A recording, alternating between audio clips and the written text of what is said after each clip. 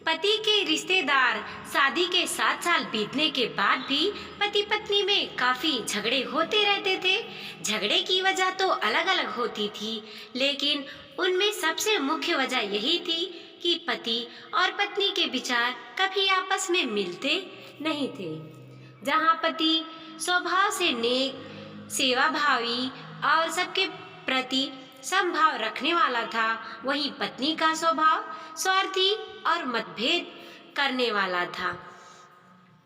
पति पत्नी के स्वभाव और उसके व्यवहार से तंग आ गया था। वह हमेशा कोशिश करता रहता था कि पत्नी का आचरण और स्वभाव में किसी तरह बदलाव आए। पत्नी अपने ससुराल साइड के रिश्तेदारों के साथ कभी सीधे मुंह बात ना करती। कई लोग उसके खराब व्यवहार के कारण नाराज हो जाते, लेकिन पत्नी उसकी भी परवाह नहीं करती।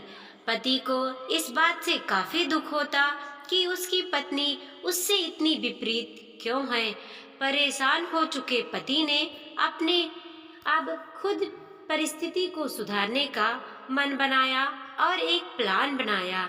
अगले दिन पति ने पत्नी से कहा, सुनो, मैं सोच रहा था कि पापा मम्मी, बहन भाई और उनके बच्चों को घर पर इनवाइट कर लेता हूँ। काफी समय हो गया है उनसे मिले हुए। इसी बहाने उनसे मिल भी लेंगे और उनके साथ थोड़ा समय बिताने के लिए भी मिल जाएगा। तुम क्या कहती हो? पत्नी के चेहरे से साफ दिख रहा था कि इसे ये आइडिया पसंद नहीं आया, लेकिन उसने पति का मन रखने के लिए बेमन से हाँ कह दिया। पति खुश हो गया और पत्नी को अगले दिन अच्छा खाना बनाने के लिए बोलकर सभी को फोन करके बड़े प्यार से अपने घर आने के लिए न्योता देने लगा। जब पति फोन पर बिजी था, तब पत्नी सोच रही थी, ये आदमी भी ना अपने फालतू के कामों से बाज नहीं आएगा। क्या जरूरत है सबको घर बुलाने की? सब मेरे घर आएंगे और राजाओं की तरह ऑर्डर करेंगे और मैं दासी की तरह उनकी सेवा करूंगी। नहीं नहीं, मैं ऐसा नहीं होने दूंगी। अच्छा खाना तो क्या, मैं इन्हें सादा खाना भी नसीब नहीं होने दूंगी। देखती हूँ कितनी देर टिकते हैं ये लोग मेरे घर। अगले दिन सुबह पति काफी खुश था। जब सिर्फ 2 ही घंटे बचे थे सभी मेहमानों को आने के लिए, पति ने अपनी पत्नी से पूछा, अच्छा बताओ तो सही, आज सबको खाने में क्या स्पेशल खिलाने वाली हो? पत्नी मुंह बनाते हुए बोली, स्पेशल खाना क्यों?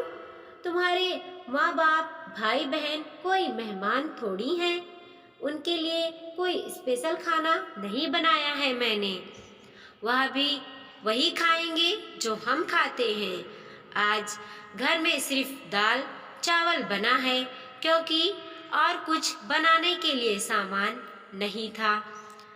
पत्नी के बात सुनकर पति गुस्सा हो गया और बोला, तुम कभी सुधरोगी नहीं। अगर घर में सामान नहीं था तो मुझसे एक बार बता दिया होता, मैं बाजार से जाकर ले आता, लेकिन कुछ ढंग का तो खाना बना लेती। अब सिर्फ 1 घंटा बचा है और सभी आने वाले हैं, मैं उनको क्या मुंह दिखाऊंगा? तुम ही रहो यहाँ, मैं तो यहाँ से जा रहा हूँ। उनके जाने के बाद ही वापस आऊंगा, कहकर पति घर से बाहर चला गया। पत्नी को जब तक पति के बातों का कुछ फर्क नहीं पड़ा, जब तक मेहमान घर पर नहीं आ गए। और जैसे ही सब मेहमान घर पर आए तो पत्नी के होश उड़ गए, क्योंकि भाई बहन, माँ बाप और बच्चे वह उसके पति के नहीं बल्कि खुद उसी के थे। यानी कि पति ने अपने माँ बाप को नहीं, अपने ससुराल वालों को खाने पर इनवाइट किया था।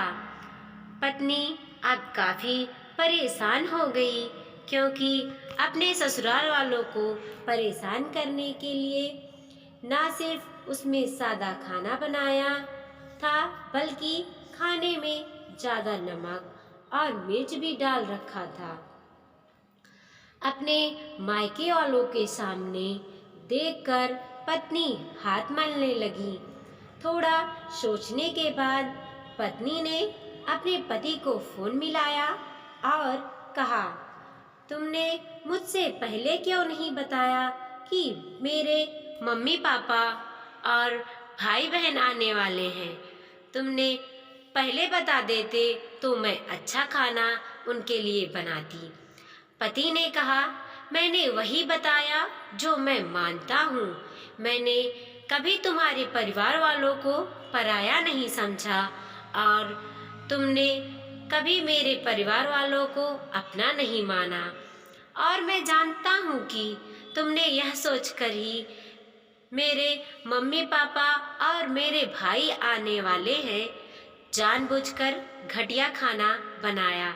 अब तुमने जो किया है उसे तुम खुद ही भुगतो। मुझे पता है तुमने मुझे इसलिए फ़ोन किया होगा ताकि बाहर से खाना मंगवा सकूं, लेकिन मैं ऐसा नहीं करूँगा ताकि तुम्हारे किए की सज़ा मिल सके। इतना कहकर पति ने फ़ोन कट कर दिया। ना चाहते हुए भी पत्नी को अपने मायके वालों को वही खाना खिलाना पड़ा। उसके रिश्तेदार ज़्यादा मिर्च और नमक वाला खाना भी ऐसा सोचकर खा गए कि बेटी ने गलती से हो गया होगा।